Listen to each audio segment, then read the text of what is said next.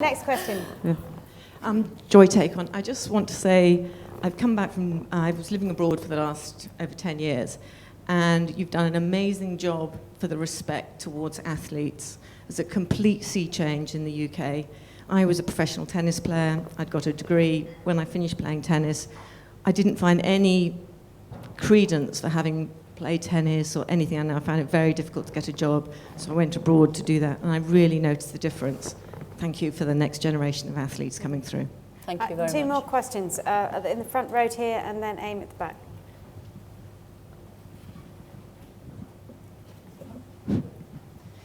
I just want to say, I mean, I can hear both of you are talking about the support you eventually get from a chairman or a minister in your case. And I do think that as an advice, it is important to have some foundation of support somewhere, particularly in your first board. And I would at least advise, if you go on a board, I sit on 2 boards myself, and I would advise you to look at the people that sit on the board and look for somebody who can support you, whether it's a chairman or one of the members, because you're fighting an uphill battle, and if you have nobody who's going to listen to you, you're never going to be able to make the changes that you want to. And I think I sit on the board in India. There's about 7% women on boards in India, and but the board I sit on is incredibly supportive of me. And even though I meet people who are generally shocked when I turn up and they think I'm the wife of the chairman or the secretary or something. You know, if you don't have that support, you have no chance breaking through to 1.2 billion people who is used to a different setup. So I would like you to comment a little bit on that, because I think it's a hugely important advice.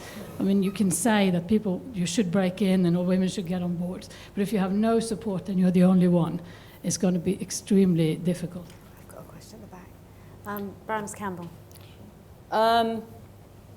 I think that's true of women generally. We don't network as well as men somehow network, either as professionals or people on boards. And I think you're right, all of us, it doesn't matter what position we get to or what we're involved in, we all need that. I mean, even now, although things are much better, we all need support, and I have my mentors and I have people I can turn to. I also have a dog that I tell all this to, and she absolutely gets the whole thing. So, you know, but I think we all need that, don't we? We need that place to go where we say, oh, God, this is a rotten day or whatever. And we're not as good at that, I don't think. And finding mentors who can say, you know, you're okay. It's okay. Sometimes that's all you need to hear. You don't want somebody to tell you you're wonderful or great. You just need to know you're okay. It's all right. This is normal. What's happening to you is what happens to everybody else, you know. This is not any different. You've just got to keep going and keep strong. So I agree with you. If you can find a mentor within the board or outside the board, find yourself a mentor. And that's why networks like this are important, because it gives you a chance to meet and talk. And, you know, I presume you've met people this morning, you're having a cup of coffee. Swap cards with them, for goodness sake, and talk to them. That's what men would have done. They'd have handed out all their cards by now, and they'd all be networking. Use other women as your strength.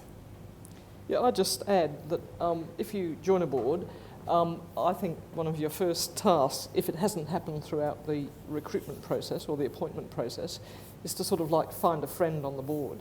And, you know, boards don't sort of, well, more regular boards, those that are not in huge change mode, don't operate on the basis that we all turn up to the board meeting and have a fight sort of thing.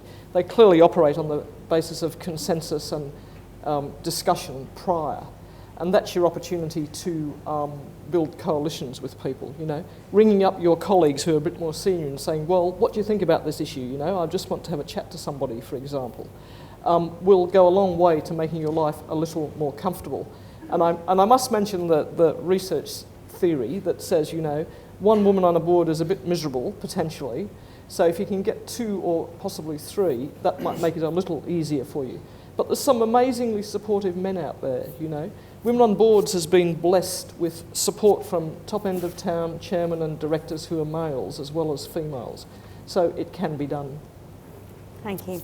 Amy's got a question at the back, and Amy's actually from the Public Chairs Forum, and in fact we've got a meeting with the public chairs after this meeting, and I hope one of the things that Ruth is going to say to the public chairs is it's up to those chairs to actually do their bit to be very welcoming.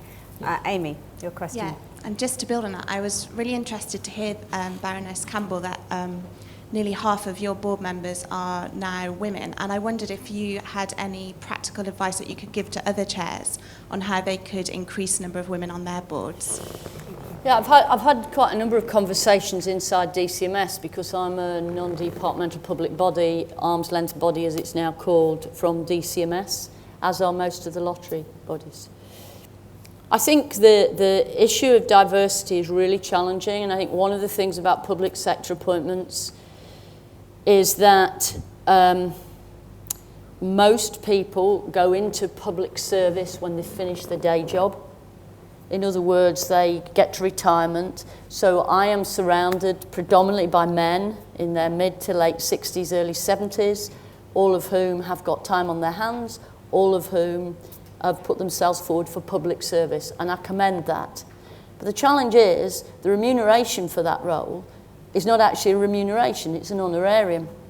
So if you're a person who's still got needing to earn money, maybe got other dependencies, maybe haven't got that freedom to just come and go in that way, it's much more challenging. So I think one of the things that the public sector's got to address is how you recruit and reimburse people from a diverse range of backgrounds who may not be wealthy individuals who've already made money. You know, I just think when I sit in that room, I listen to people telling me about, you know, how much it costs to park their yacht in the Bahamas.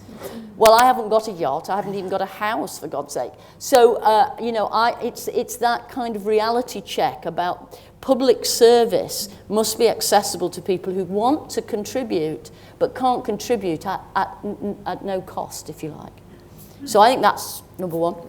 So at the room, you know, the issues around ethnicity, disability, gender will only get addressed when the public service understand the barriers and inhibitions that stop people coming, and some of that is remuneration. And then I think in terms of your own boards, you have to create an environment within which everyone is respected on your board, so that you begin to create an environment where people start to talk about wanting to be on the board. So, but again, the public recruitment way you do it. I know you have someone on every board who's there meant to be looking after diversity or whatever. It mitigates against some of this. There's a real need to look at the whole public appointments process, to kind of open it up and stop it being such a, and I don't mean to be rude to you or anybody else, but it's a slightly sterile process. And whilst it says it's about diversity, I'm not sure it always is. And how do we reach those women or people from ethnic backgrounds who don't see themselves working in what is this sort of middle class kind of environment? How do we reach them and draw them in? I think you've got to get them onto your subcommittees, you've got to encourage them to be part of the debate and gradually help them gain the confidence to feel, yeah, you know, I can do this. But it's not simple stuff. And I think public sector's got needs to do quite a bit of self-reflection, if I'm honest. Thank you. I'm afraid we don't have any more time for questions, but there is time for coffee afterwards. So, you know, please do network. Sorry, I've lost my flicker. There we go. I think one of the things that I've been reading as a result of the journey that I've been on in terms of setting up women on boards is that boys are often trained to enjoy conflict and deal with conflict. You know, culturally, women have often been trained to be pleasers, and it's why we're slightly different, and it's partly about changing the culture within organisations to allow everybody to function. But I hope today you've enjoyed the boardroom conversation, our first boardroom conversation about sports balls. We'll be having lots more, and I look forward to having the government and some government conversations going forward. But I'm sure you've got to the point that we are very much a social enterprise. We're here to support, we're here to help, and we're here to fight together to encourage all of us to take on board positions throughout. So this is the charity. £5 out of the amount of money we charge today is going to go directly to this charity, which is a medical research charity for women-related issues.